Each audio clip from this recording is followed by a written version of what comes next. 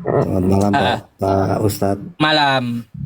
Pak Iya Robin. Bang, ini ada saya Halo dari Pak. dari Islam, Pak Robin Iya, dari Kristen. Mungkin Anda mau diskusi sama saya atau sama Pak Robin nih? iya. Mungkin dengan Pak Robin ya.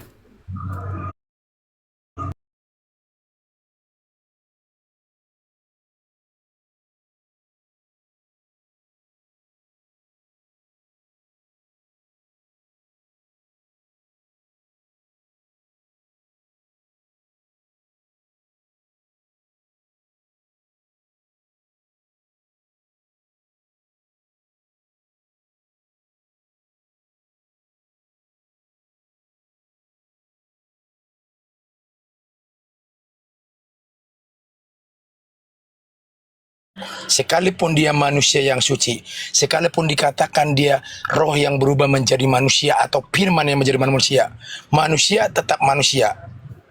Pada intinya ketuhanan, konsep ketuhanan yang benar, sebelum ada langit dan bumi, Tuhan sudah ada. Dan ini yang perlu kita sembah. Tuhan yang tidak kelihatan, bahkan suaranya pun kita tidak dengar.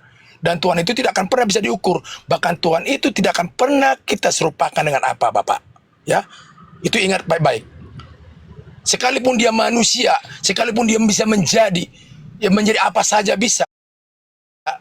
Tapi kita harus kasih yang namanya keilahian itu harus tetap kita pertahankan. Ya, sekalipun dia bisa menjadi apapun, mau jadi apapun, Tuhan itu bisa, yang namanya Maha Kuasa.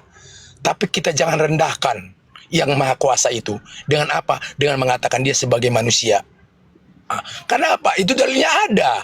Dikatakan dalam 2 Yohanes 7 ayat 1. Ini jelas saya imanin, Pak. Penyesat akan datang ke seluruh bangsa, bahkan ke seluruh dunia ini. Yang tidak percaya bahwa Yesus itu datang ke dunia ini sebagai manusia, itu penyesat dan antikris nanti. Jadi bagaimana supaya kita jangan penyesat? Kita harus percaya dia datang ke dunia sebagai manusia, bukan sebagai Tuhan. Koridor dari manusia adalah sebagai utusan. Tapi utusan yang mulia, yang suci. Daripada siapa? Daripada Bapa itu, sumber. Maka dikatakan, akulah jalan kebenaran dan hidup, itu benar. Itu nggak boleh kita bantah. Tidak ada yang sampai kepada Bapa. Dia katakan, tidak ada yang sampai kepada Bapa pencipta kalau tidak melalui Yesus. Kenapa dikatakan seperti itu? Makanya supaya kita sampai kepada Bapa, kita harus menjadi panutan seperti manusianya Yesus. Maka kita akan sampai, maka kita akan mendapat hidup kekal, maka kita akan mendapat namanya kerajaan surga. Kita harus seperti manusianya Yesus. Maka dikatakan, akulah jalan kebenaran. Jadi nggak cukup hanya kepada Bapa saja. Jadi kita harus lihat contohnya. Sebagai manusia yang suci siapa? Yaitulah Yesus. Kalau dalam Muslim mengatakan Isa Al-Masih. Ya. Jadi begitu Pak. Makanya, tapi nggak apa-apa. Maka saya katakan dalam Kristen-Kristen yang lain, nggak apa-apa. Itu yang saudara imani. Saya nggak pernah memaksa. Tapi inilah iman saya sebagai Kristen sejati. Karena Tuhan mengajarkan itu. Bahkan Tuhan mengajarkan melalui daripada utusannya. Yesus mengatakan dalam Matius 7 ayat 21. Bukan setiap orang yang berseru kepada aku, Yesus, Yesus, Tuhan, Tuhan. Dia mengatakan Yesus Tuhan. Apa kata Yesus? Enyaklah engkau yang berbuat kejahatan. Jadi orang yang memanggil Yesus sebagai Tuhan adalah yang berbuat kejahatan. Jadi apa? Supaya apa? Jangan berbuat kejahatan. Aku berkenan kepada orang yang melakukan kehendak Bapa. Apa kehendak Bapa? Supaya percaya bahwa Bapa itu adalah satu-satunya Bapa yang benar. Dan Yesus itu adalah satu-satunya utusan yang benar. Di mana dalilnya?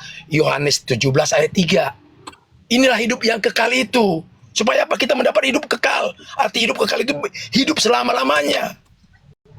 Ya, inilah hidup yang kekal itu, percaya Bapa satu-satunya yang benar dan percaya Yesus yang kau utus. Nah, itu kita harus percaya Yesus itu sebagai utusan, bukan sebagai Tuhan, supaya kita mendapat hidup kekal. Begitu, Pak.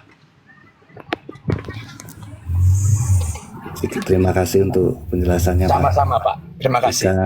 Jika demikian, apakah boleh saya bertanya kembali? Berarti Boleh, Pak. Silakan. Paulus itu menurut Bapak ajarannya bertentangan dengan Yesus begitu ya Pak ya? Jelas, Pak. Karena apa saya katakan bertentangan? Kan hanya Paulus yang melihat Tuhan. Sementara setiap makhlukan kita pakai secara akal sehat, Pak. Karena kita dikatakan dalam Matius 22 ayat 37 sampai 39, kasihlah Allahmu dengan segenap hatimu, jiwamu, kekuatanmu, dan akal budimu. Akal budi itu berbicara akal sehat, Pak. Ya, mana ada secara akal sehat Paulus mengatakan dia pernah melihat Tuhan, sementara ciptaan itu namanya tidak pernah melihat Tuhan. Itu akan bertolak belakang, Pak. Tidak ada seorang makhluk ciptaan bisa melihat Tuhan. Mana dalilnya? Ada. Jadi kita berbicara, kadang-kadang kita ini bertolak belakang. Kita percaya menjadi pengikut Kristus, tapi tidak pernah melakukan apa yang dilakukan oleh Kristus. Ini yang banyak. Jadi bertolak belakang. Justru Kristen yang dilakukan oleh Paulus. Jadi ada namanya Kristen tandingan, Pak. Ini perlu kita ketahui. Karena Kristen itu pertama sekali dibuat di Antioquia. Itulah Kristen daripada Paulus. Sebenarnya Kristen itu bukan agama, Pak. Itu sebutan, ejekan. Nah, begitu, Pak. Jadi nggak apa-apa. Makanya banyak Kristen-Kristen itu mempercayai. Makanya dikatakan, jangan kau lebih percaya kepada manusia. Paulus kan manusia, Pak. Jadi percayalah. Makanya kita diajar pada dalam kekristenan, menyembahlah dalam yang tidak kelihatan. Di mana dalilnya? Yohanes 4 ayat 23. Menyembahlah dalam roh dan kebenaran. Karena roh tidak pernah terlihat, Pak. Maka dikatakan, menyembahlah. Karena siapa roh itu? Roh itu adalah Maha Pencipta itu sendiri. Itu adalah bagian daripada Dia. Karena roh tidak pernah ada bisa dilihat oleh makhluk ciptaan. Tidak ada seorang manusia yang bisa melihat roh. Nah, itu hanya perumpamaan, Pak. Jadi tidak ada seorang manusia ciptaan yang bisa melihat Tuhan, itu maksudnya. Makanya luar biasa, saudara kita Muslim. Kita sangat berterima kasih kepada mereka. Karena mereka menjabarkan kebenaran. Justru mereka lebih paham tentang kebenaran firman Tuhan daripada kita Kristen. Ya, itu sangat luar biasa. Saya berterima kasih. Makanya sebagai Kristen yang sejati itu, jangan pernah membenci yang namanya Nabi Muhammad. Supaya firman Tuhan digenapi. Kasihilah sesamamu manusia seperti dirimu sendiri, tanpa pandang bulu, tanpa memandang ras, suku, bangsa, bahkan agama. Bahkan dikatakan dalam Lukas 6 ayat 35, kasihilah musuh-musuhmu. Secara akal sehat, Pak, nggak mungkin. Tapi itulah perintah. Apa yang nggak mungkin bagi manusia, mungkin bagi Bapa. Itu, Pak. Tapi nggak apa-apa, Pak. Jadi Bapak, saya bukannya, tapi itulah iman saya, Pak.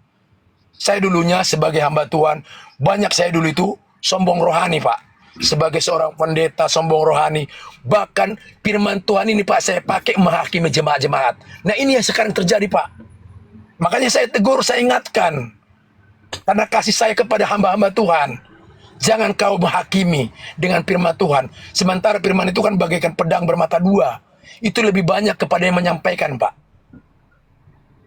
Itu lebih banyak kepada kami hamba-hambanya. Tapi lihat sekarang, Pak. Waduh. Tapi nggak apa-apa. Kita tetap mendoakan. Ya. Karena yang mengubah setiap manusia, yang mengubah setiap ciptaannya adalah Maha Pencipta. Kita tidak bisa mengubah sesama ciptaan. Itu tidak akan pernah, Pak. Ya, terima kasih, Pak. Baik, Pak. Pak Ustadz, apakah saya masih boleh berdiskusi? Boleh, Pak. Oh, iya, Silahkan. Sama tahu. saya boleh, sama Pak Robin boleh. Saya belum off. Ya. Silakan lanjut. Kita bebas, Pak. Oh ya, ya mungkin ayat acuannya yang waktu Paulus di Damsyik itu ya, Pak ya, Iya. ketemu dengan Tuhan itu ya. Oke, jika demikian saya ke arah sini, Pak. Apakah menurut Bapak itu Paulus memberitakan Yesus itu sebagai Allah, Pak? Jadi begini, Pak. Allah tandingan ada. Benar. Tapi Allah menurut Paulus. Kenapa saya katakan Allah menurut Paulus? Karena hanya Pauluslah yang dapat melihat Allah. Sementara Paulus itu kita tahu historinya dari mana. Ingat, Pak, baik-baik dengan yang firman Tuhan yang mengatakan begini.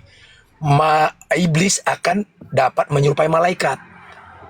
Iblis bisa menaklukkan ciptaan. Bagaimana ciptaan daripada Bapa itu supaya bisa ditaklukkan, dia hanya menyerupai seperti Maha Pencipta.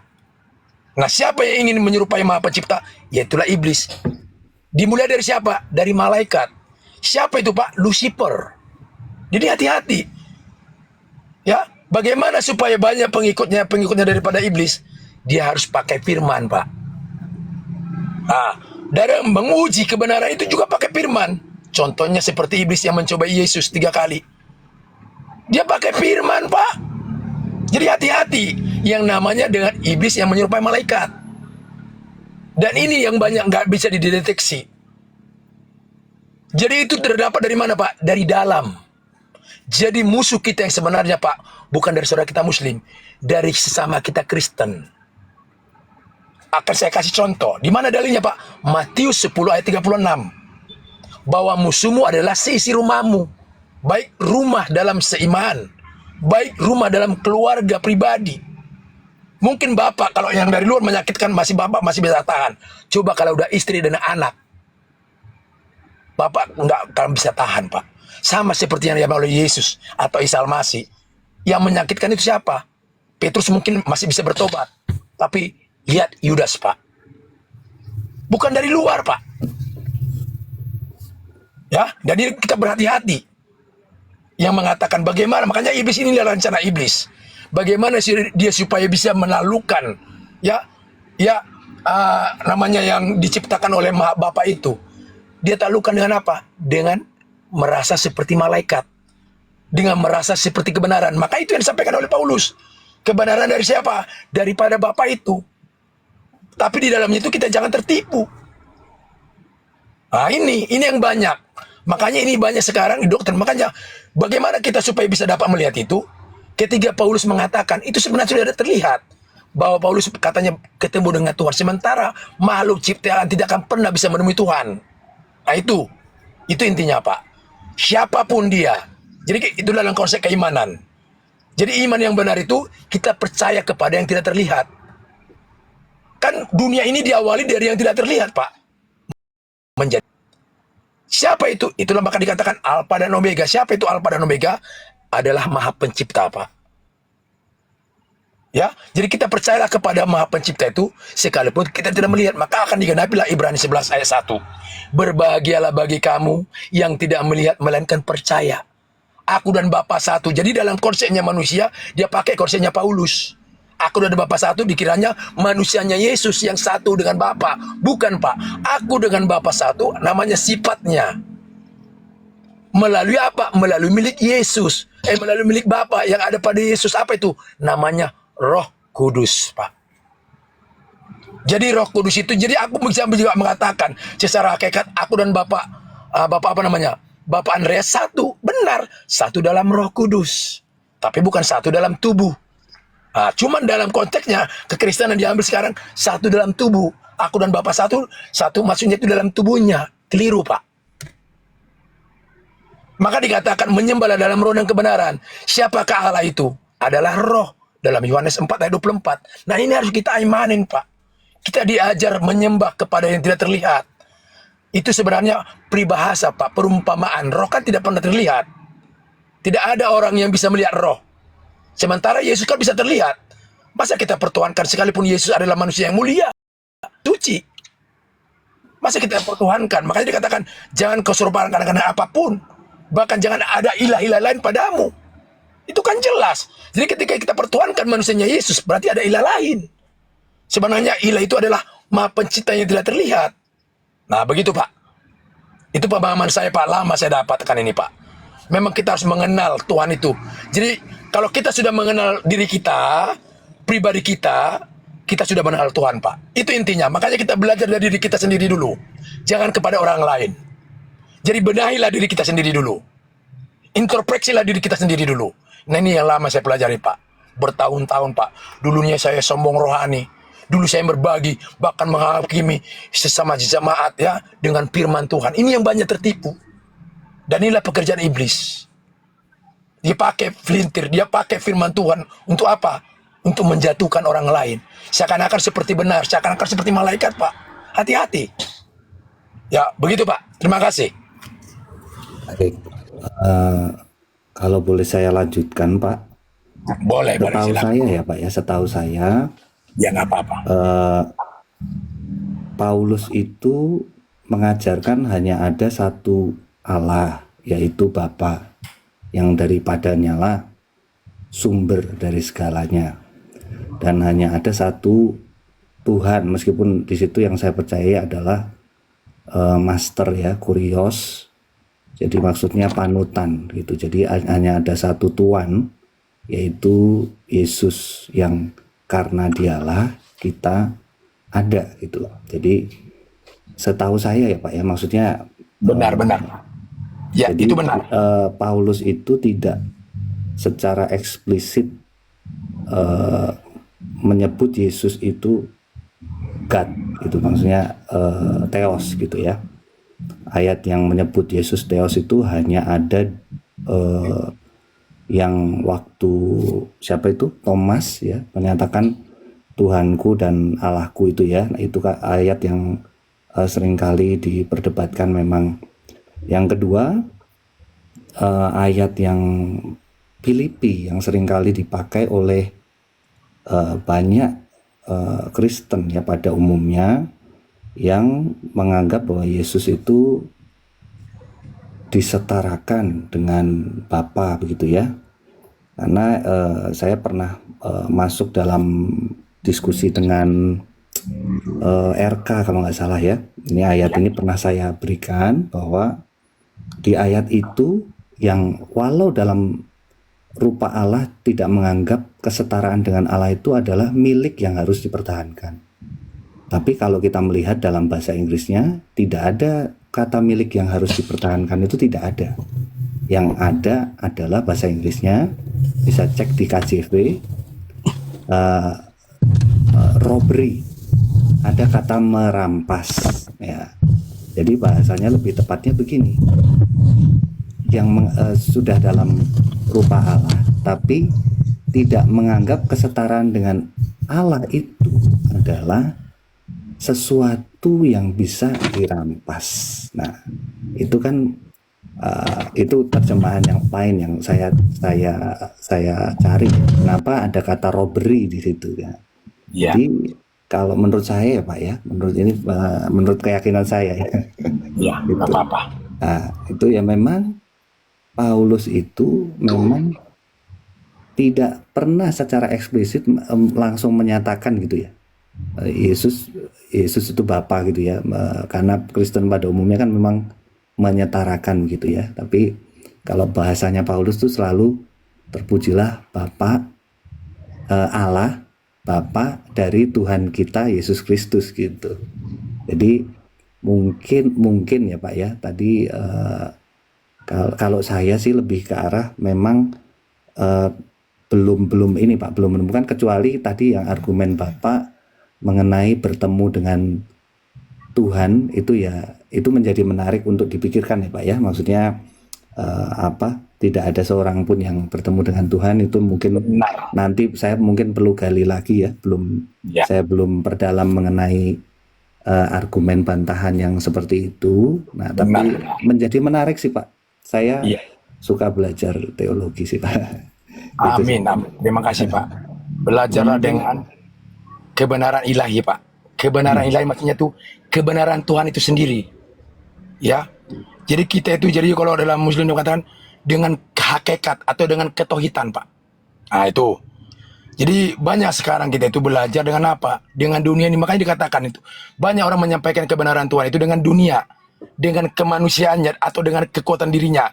Maka dikatakan dalam Yeremia itu Pak jelas, terkutuk orang yang mengandalkan manusia sekalipun kebenaran daripada Maha Pencipta yang disampaikannya. Terkutuk Pak. Itu dalilnya. Maka dikatakan dalam Yeremia 17 ayat 7, diberkatilah orang yang mengandalkan Tuhan Bapa Maha Pencipta. Makanya itu yang saya imanin Pak. Saya selalu mengandalkan apapun yang saya lakukan, apapun yang saya katakan, saya nggak mau mencuri kemuliaan Bapa. Ya. Begitu Pak. Satu lagi mungkin tadi. Boleh silakan. Mohon maaf Ustadz, satu lagi ya mungkin. Saya menanggapi. Ya, nggak apa-apa, silakan. Dari tadi Pak Robin ini membicarakan tentang dalam roh itu, saya menjadi itu juga Pak ya yang mau saya bicarakan sama Pak Robin habis ini gitu. Habis ini Pak moderator jangan dinaikin dulu ya, saya mau ngomong sama Pak Robin mengkaji roh itu. Silakan. Kalau dari saya, selama saya pernah jadi Katolik sampai SMP, kemudian saya convert kepada agama Kristen. Kemudian saya mempelajari teologi. setelah sekian lama beragama itu saya membaca ini ya, membaca Alkitab, membaca Bible, sorry. Sebelumnya Menyembah memang Kristen dari lahir. Katolik, Pak Ustadz. Oh, Katolik. Lanjut, Ya. silakan. Nah, setelah saya ikut banyak apa ya, channel-channel perdebatan gitu ya, yang dipermasalahkan itu kan penyembahan dengan cara bagaimana, tapi kemudian saya mempelajari gitu, kenapa Yesus tuh sampai ngomong Bapa itu mencari penyembah yang menyembah di dalam roh dan kebenaran. Jadi intinya tuh hanya kalau mau menyembah Bapa itu mari hidup di dalam roh. Maksudnya ya menjauhi hal-hal yang sekiranya itu membawa kita kepada hawa nafsu dunia yang mencelakakan gitu. Yang kedua, itu roh. Yang kedua mengenai kebenaran. Nah, kebenaran kita hidup benar. Kita harus hidup benar aja gitu.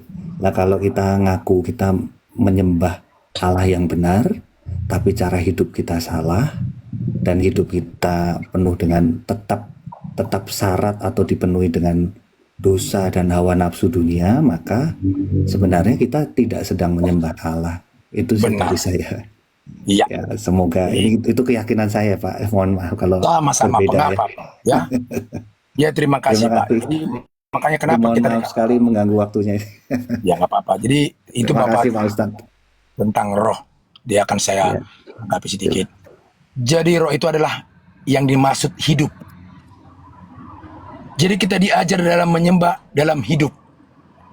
Jadi tangan kita ini bisa menyembah karena ada hidup. Itulah yang dimaksud dengan roh. Karena hidup itu adalah Maha Pencipta itu. Jadi Maha Pencipta tidak akan pernah mati. Ya, arti hidup itu berarti ada. Nah, ini makanya banyak orang belum paham sampai ke sini. Secara akal sehat manusia nggak bakal paham.